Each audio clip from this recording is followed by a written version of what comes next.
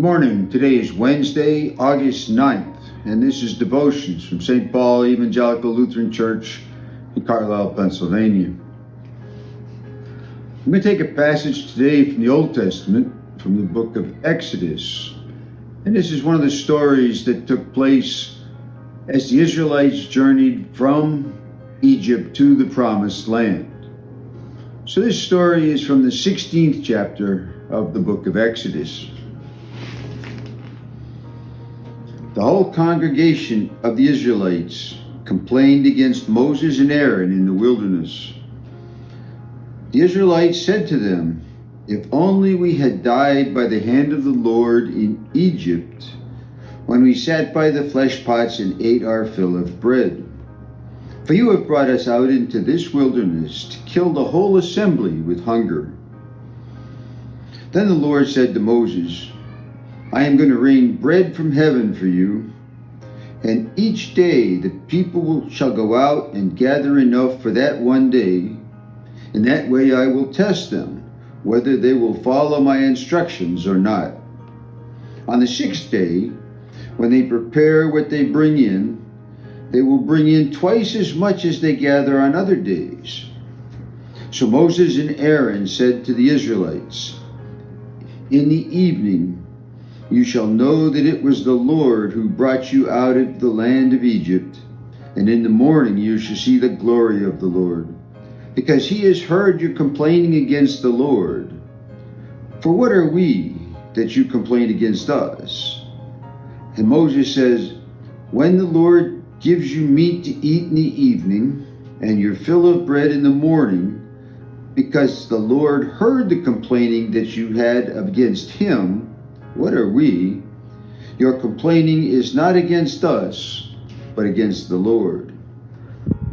Then Moses said to Aaron, "Say to the whole congregation of the Israelites, 'Draw near to the Lord, for he has heard your complaining.'" And as Aaron spoke to the whole congregation of the Israelites, they looked toward the wilderness, and the glory of the Lord appeared in the cloud. And the Lord spoke to Moses and said, "I have heard the complaining of the Israelites. Say to them, at twilight you shall eat meat, and in the morning you shall have your fill of bread. Then you shall know that I am the Lord your God." In the evening, quails came up and covered the camp, and in the morning there was a layer of dew around the camp. When the layer of dew lifted, there on the surface of the wilderness was a fine, flaky substance, as fine as frost on the ground. When the Israelites saw it, they said to one another, "What is this?" For they did not know what it was. Moses said to them, "It is the bread that the Lord has given us to eat." Of course, they later called this bread manna. And so this is a fairly familiar story of the Lord feeding the children of Israel. Now let's place this a little bit in historical context. The children of Israel had come out of Egypt. They had crossed the Red Sea. They had seen the Egyptians drowned in the Red Sea, and then they had moved on. They had not yet come to Mount Sinai, where they reached and got the Ten Commandments. So we're still early in their journey towards the Promised Land. And yet they're complaining because they have nothing to eat. When they were in Egypt, they were slaves. They worked hard. They had plenty to eat because the Egyptians wanted them to work hard, but they didn't have any freedom. So they followed Moses into the desert away from the Egyptians, and Moses had promised them a land, milk and honey, based upon the Lord's promises to Abraham and Isaac and Jacob. And here they were a month and a half later, and they were out of food, and they were in the wilderness, and they started to complain. Now it's significant that they started complaining to Moses and Aaron because they were there. But as Moses told them, they were really complaining about the Lord because that's who they were following. And the Lord responded. It says to me, it's okay to complain. It's okay to tell the Lord what you think.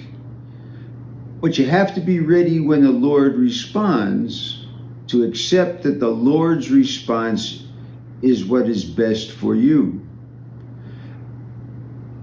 Now it seems like the Israelites did that because for almost 40 more years, this was their field.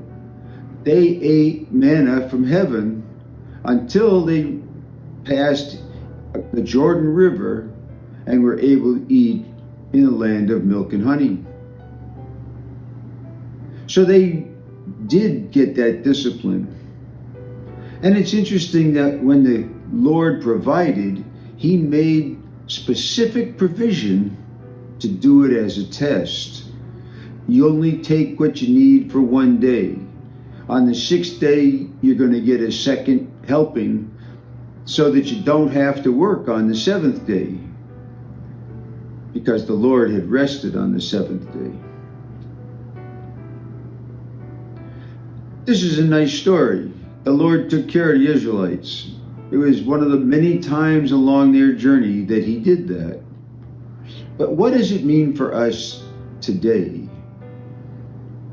Does the Lord take care of us in the same way? Does He provide for us when we grumble and complain?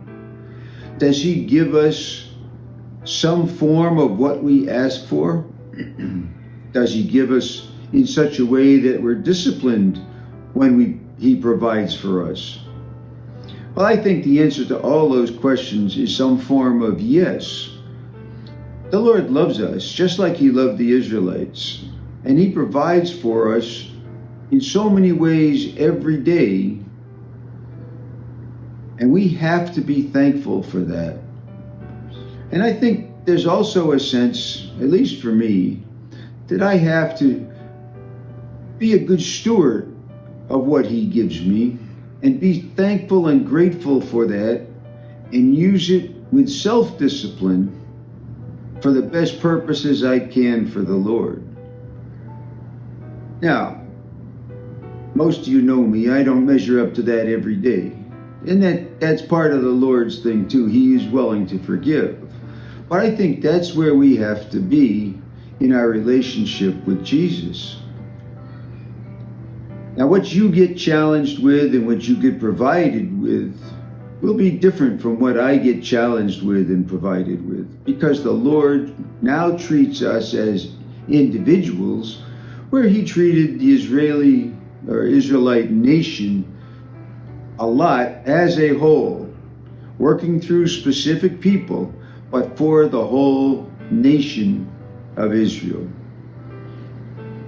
So we now have personal relationship, and we also have the great benefit that we have come after Jesus Christ's time on this earth, and we know something about what that means, that relationship, and how to go about that.